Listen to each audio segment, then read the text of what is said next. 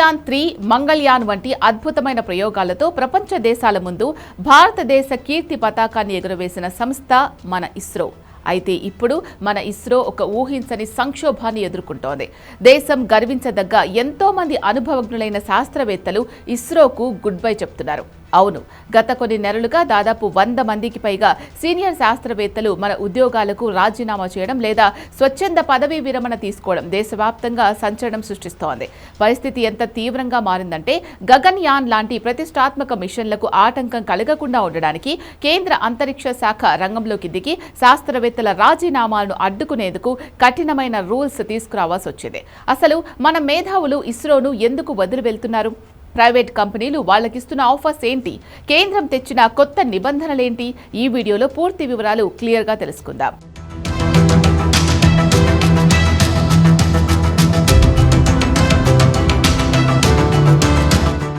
అసలు శాస్త్రవేత్తలు ఇస్రోను వదిలి వెళ్లడానికి మొదటి మరియు ప్రధాన కారణం భారతదేశంలో ప్రైవేట్ అంతరిక్ష రంగానికి తలుపులు తెరవడం. గత కొన్నేళ్లుగా మన దేశంలో Skyroot Aerospace, Agnikul Cosmos, Pixxel వంటి అనేక ప్రైవేట్ స్పేస్ స్టార్టప్లు వేగంగా వృద్ధి చెందాయి. ఈ కంపెనీల దగ్గర భారీగా ఫండింగ్ ఉండడంతో ఇస్రోలో పనిచేసే టాలెంటెడ్ శాస్త్రవేత్తలకు వల వేస్తున్నాయి. ఇస్రోలో ప్రభుత్వ నిబంధనల ప్రకారం వచ్చే జీతాల కంటే ఈ ప్రైవేట్ కంపెనీలు ఏకంగా 3 నుంచి 5 రెట్లు ఎక్కువ జీతాలు ఆఫర్ చేస్తున్నాయి. కేవలం భారీ ప్యాకేజీలు మాత్రమే కాదు, కంపెనీ షేర్లలో భాగస్వామ్యం, మెరుగైన గుర్తింపు మరియు కెరియర్లో వేగంగా ఎదిగేందుకు లీడర్షిప్ పాత్రలు ఇస్తున్నాయి. ప్రభుత్వ సంస్థల్లో ఉండే సాంప్రదాయ నిబంధనల కంటే ఈ స్టార్టప్లలో ఉండే స్వేచ్ఛాయుత వాతావరణం కొన్ని ఐడియాలను వేగంగా అమలు చేసే అవకాశం యువ శాస్త్రవేత్తలను అమితంగా ఆకర్షిస్తోంది. అయితే శాస్త్రవేత్తల వలసలకు కేవలం డబ్బు ఒక్కటే కారణం కాదు అని అంతర్గత విశ్లేషణలు చెప్తున్నాయి. ఇస్రోలో ప్రాజెక్టులు ఆలస్యం కావడం కూడా మరో ముఖ్య కారణం. భారతదేశపు మొదటి మానవ సహిత అంతరిక్ష యాత్ర గగన్యాన్ G1 టెస్ట్ ఫ్లైట్, అలాగే SSLV-L1 వంటి కీలకమైన మిషన్లు అనుకున్న సమయం కంటే చాలా ఆలస్యం అవుతున్నాయి.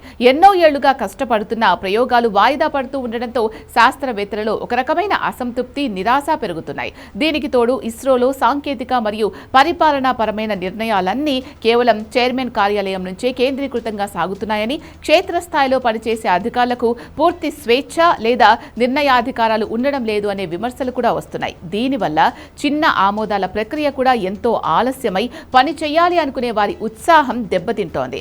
ఈ మేధో వలసను ఇలాగే వదిలేస్తే గగన్యాన్ లాంటి దేశ ప్రతిష్టాత్మక ప్రాజెక్టులు ప్రమాదంలో పడతాయని కేంద్ర ప్రభుత్వం గ్రహించింది. అందుకే అంతరిక్ష శాఖ జూలై 14న ఒక సంచలన ఆదేశాన్ని జారీ చేసింది.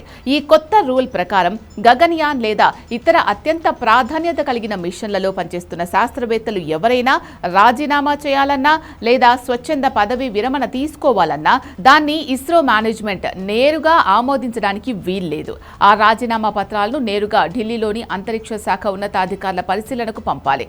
వారు ప్రతి ఒక్కరి కేసును వ్యక్తిగతంగా పరిశీలించి దేశ భద్రత లేదా ప్రాజెక్టు భవిష్యత్తుకు నష్టం లేదని నిర్ధారించుకున్నాకే ఆమోదం తెలుపుతారు. అంటే శాస్త్రవేత్తలు అంత సులభంగా ఇస్రోను వదిలి వెళ్లడానికి వీలు లేకుండా కేంద్రం చట్టపరమైన బ్రేకులు వేసింది.